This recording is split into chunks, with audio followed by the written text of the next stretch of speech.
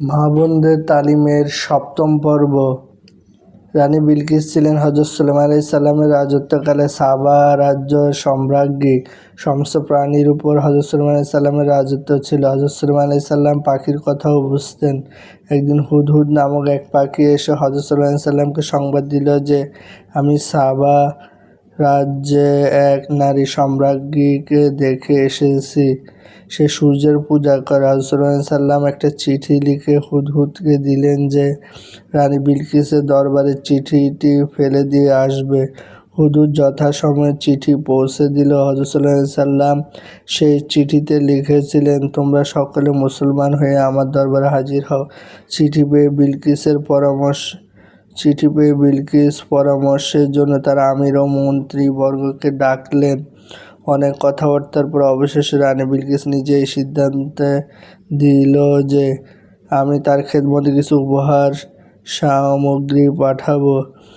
যদি তিনি তা গ্রহণ করেন তাহলে বুঝব তিনি দুনিয়াদার বাদশাহ, আর যদি গ্রহণ না করেন তাহলে বুঝব তিনি আল্লাহর নবী।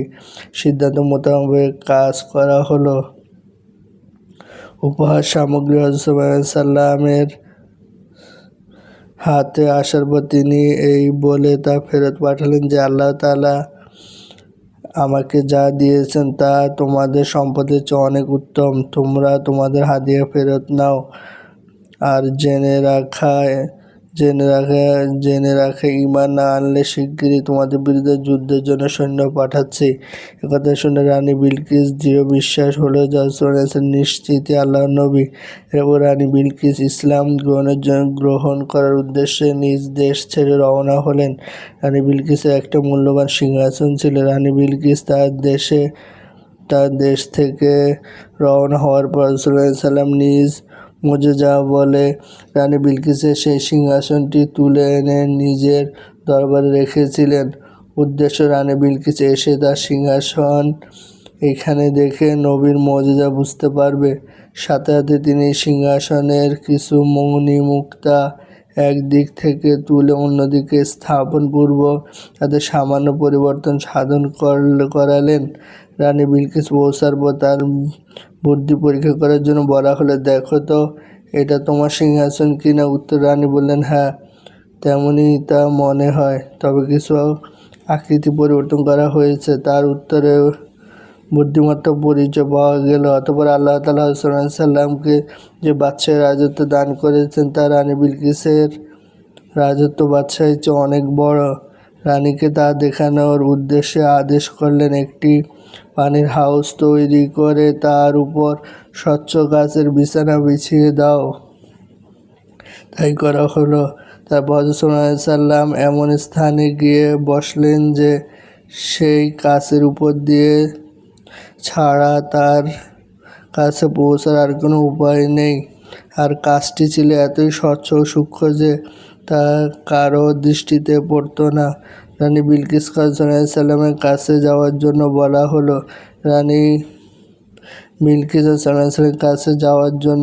হলো। রানী যাওয়ার সময় কাজ দেখতে পেলেন। তিনি ভাবলেন আমাকে পানির উপর দিয়ে যেতে হবে। এই ভেবে যে তিনি কাপড় উঠাতে যাবেন অমনি তাকে বলে দেওয়া হলো যে পানির উপর কাজ রয়েছে, কাপড় তুলতে হবে না, আপনি সোজা চলে আসুন। রানী বিলকিস সুলাইমান সালামের দরবারে নিজের সিংহাসন দেখে বুঝলেন এটা নবীর মুজিজা।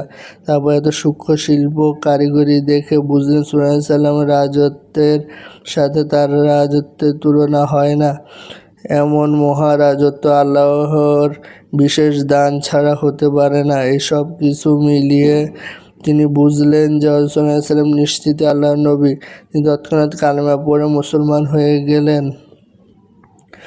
কোনো আলেম বলেছেন তারপর হযরত সুলাইমান আলাইহিস সালাম তাকে বিবাহ করলেন। আবার কেউ কেউ বলেছেন ইয়ামেন এক বাদশাহের সাথে তাকে বিবাহ দিয়ে দেন।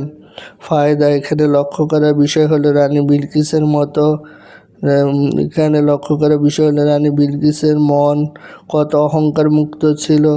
একটা রাজ্যের সম্রাজ্ঞী হওয়া সত্ত্বেও যখন তার সামনে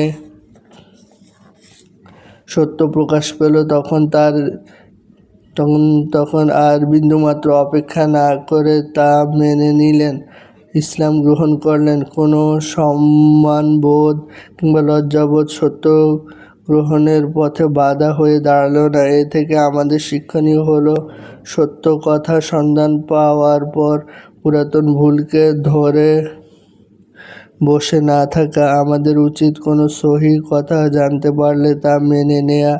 বাপদাদারা তা পূর্বে পুরুষরা কি করে আসছে বা সমাজে কি রসম চলে আসছে তা না দেখা। অনেক সময় দেখা যায় বাপ দাদারা একটা রসম করে আসছে, অথচ সেটা ঠিক নয় জানার পর আমরা সে রসম বর্জন করি না, বরং বলে থাকি বাপ দাদা এবং মুরব্বীরা করে আসছে তা ছাড়া যায় না। এরূপ বলা বা এরূপ করে যাওয়া ঠিক নয়। বাপদাদা দোহাই দিয়ে অন্যায় করলে পাপ থেকে মুক্তি পাওয়া যাবে না। হযরত মারিয়াম আলাইহিস সালামের মা বিবি হান্না। হযরত মারিয়াম হলেন আল্লাহর নবী হযরত মুসা আলাইহিস সালামের মাতা। মারিয়ামের মাতার নাম ছিল হান্না। হান্নার স্বামী অর্থাৎ মারিয়ামের পিতার নাম ছিল ইমরান। হযরত মারিয়াম যখন গর্ভে, তখন তার মা আল্লাহ তাআলার কাছে এই বলে মানত করেছিলেন যে, হে আল্লাহ, আমার গর্ভে যে সন্তান, তাকে মসজিদের খেদমতের জন্য মুক্ত করে দিব, অর্থাৎ তাকে দিয়ে দুনিয়ার কোনো কাজ করাবো না। হান্নার মনে মনে আশা ছিল ছেলে হবে, কারণ মসজিদের খেদমতে পুরুষ মানুষরাই করতে পারে। সেই আমলে এই জাতীয় মান্যতের রেওয়াজ ছিল এবং তা বৈধও ছিল। বর্তমানে এই ধরনের মান্যতের রেওয়াজ নেই এবং তা বৈধও নয়। কিন্তু যখন সন্তান ভূমিষ্ঠ হলো, দেখা গেল ছেলে হয়নি, হয়েছে মেয়ে, তখন বিবি হান্না আফসোস করে বললেন যে, হে আল্লাহ, এ তো মেয়ে হয়েছে। আমি তো তোমার কাছে ছেলের আশা করেছিলাম, কিন্তু এ দেখছি মেয়ে হয়েছে। তখন আল্লাহর পক্ষ থেকে নির্দেশ এলো, এই মেয়ে পুরুষের চেয়ে উত্তম হবে এবং আল্লাহ তাআলা তাকে কবুল করেছেন। যা হোক, শিশুর নাম রাখা হলো মারিয়াম। মারিয়াম শব্দের অর্থ ইবাদতকারিণী।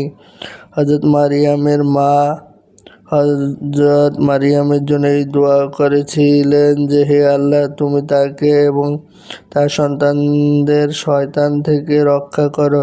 সাল্লাল্লাহু ইরশাদ করেছিলেন, যে কোনো সন্তান জন্মগ্রহণের সময় শয়তান তাকে খোঁচা মারে, কিন্তু হযরত মারিয়াম ও তার সন্তান ঈসা আলাইহিস সালামকে শয়তান স্পর্শ করতে পারেনি, অর্থাৎ তাদের জীবনে শয়তান কোনো খারাপ প্রভাব ফেলতে পারেনি। ফায়দা: এখানে লক্ষণীয় বিষয় হলো, হযরত মারিয়ামের মায়ের উত্তম ও পবিত্র নিয়তের বরকতে আল্লাহ তাআলা তাকে উত্তম ও পবিত্র সন্তান দান করেছেন, তার দোয়াও কবুল করেছেন। এ থেকে আমাদের শিক্ষণীয় হলো, সকল ক্ষেত্রে আমাদের ভালো নিয়ত রাখা চাই, তাহলে আমাদের জিন্দেগিতে বরকত হবে। যে কোনো কাজ খালেস আল্লাহর উদ্দেশ্যে হওয়া চাই, তাহলে তা আল্লাহর কাছে মঞ্জুর হবে। আমাদের সন্তানদেরকে দ্বীনের কাজে লাগানোর নিয়ত করা চাই, তাহলে নিজেদের এবং সন্তানদের দিকে বরকত হবে।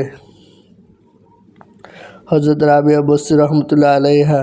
হযরত রাবিয়া বসরি রহমতুল্লাহ আলাইহা এক উঁচু দরজা বুজুর্গ নারী ছিলেন। প্রায় সব মুসলিম মা বোনের কাছে তিনি পরিচিত। তিনি আল্লাহর ভয়ে সর্বদা কাঁদতেন। নামাজে এত কাঁদতেন যে কাঁদতে কাঁদতে সিজদার জায়গা পর্যন্ত ভিজে যেত। তার মধ্যে মৃত্যুর চিন্তা এত বেশি ছিল যে সর্বদা কাফনের কাপড় সঙ্গে রাখতেন। কখনো জাহান্নামের কথা শুনলে বেহুশ হয়ে পড়ে যেতেন। হযরত রাবিয়া বসরি রহমতুল্লাহ আলাইহি সারা রাত তাহাজ্জুদ নামাজে কাটাতেন। সুবহ সাদিকের সময় সামান্য একটু ঘুমাতেন।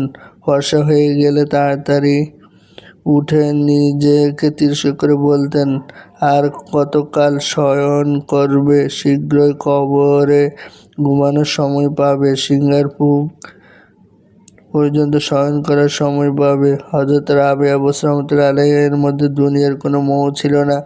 কেউ তাকে কোনো কিছু উপহার দিলে এই বলে তা ফেরত দিতেন যে, এই দুনিয়া দিয়ে আমি কি করব, আমার দুনিয়ার কোনো কিছুর প্রয়োজন নেই। একবার হযরত রাবেয়া বসরা রাহমাতুল্লাহি আলাইহি কবরস্থানের দিকে যাচ্ছিলেন। পথে এক ব্যক্তি বলল, আমার জন্য একটু দোয়া করে দিন। বললেন, আল্লাহ তোমার প্রতি রহমত বর্ষণ করুক। আগে আল্লাহর আনুগত্য ইবাদত করো, তারপর দোয়া করো। আল্লাহ তাআলা সকল অসহায় ব্যক্তির দোয়াই কবুল করেন। বুজুর্গ ব্যক্তির কাছে দোয়া চাওয়ার নীতি সাল্লাম শিক্ষা দিয়েছেন। অতএব এটা মুস্তাহাব এবং সুন্নত।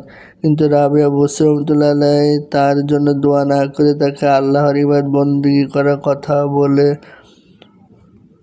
হয়তো লোকটিকে সতর্ক করেছেন যে শুধু দোয়াই যথেষ্ট নয়, বরং দোয়ার সাথে সাথে ইবাদত বন্দেগী করা চাই। এমন যেন না হয় যে আমল বন্দেগীর কোনো পরোয়া নেই, শুধু অন্যের দোয়ার উপর ভরসা করে থাকা হলো। এরূপ করাটা মোটেও উচিত নয়। ফায়দা, সত্যি আল্লাহর ভয়, পরকালের চিন্তা, দুনিয়ার প্রতি মোহ না থাকা, এমন সব গুণ যার দ্বারা মানুষ কামেল মানুষ হয়ে যেতে পারে। হযরত রাবেয়া বসরা রাহমাতুল্লাহি আলাইহির মধ্যে এই গুণাবলী বিদ্যমান ছিল। সর্বক্ষণ তার মধ্যে আল্লাহর ভয়, আখিরাতের ফিকির জাগ্রত থাকত, যার ফলে আল্লাহ তাআলা তাকে বুজুর্গের মাকাম দান করেছেন। আলহামদুলিল্লাহি রাব্বিল আলামিন। রব্বানা আতিনা ফিদ দুনিয়া হাসানাতাও ওয়া ফিল আখিরাতি হাসানাতাও ওয়া কিনা আযাবান্নার। রব্বানা ফাগফির লানা যুনুবানা ওয়া কাফির আন্না সাইয়্যাতিনা ওয়া তাওফানা মাআল আবরার। আল্লাহ আমার ঈমানকে নবী সাহাবাদের মতো মজবুত করে দিন। আল্লাহ আমাদের কবিরা গুনাহ, সগীরা গুনাহ, শিরকি গুনাহ, বেদাত সব গুনাহ মাফ করে দিন। আমাদের ছেলে মেয়েদেরকে হক্কানি আমলদার আলেম ওলি বুজুর্গ বানিয়ে দিন। আল্লাহ আমাদেরকে আপনারা ওলি বানায় দিন।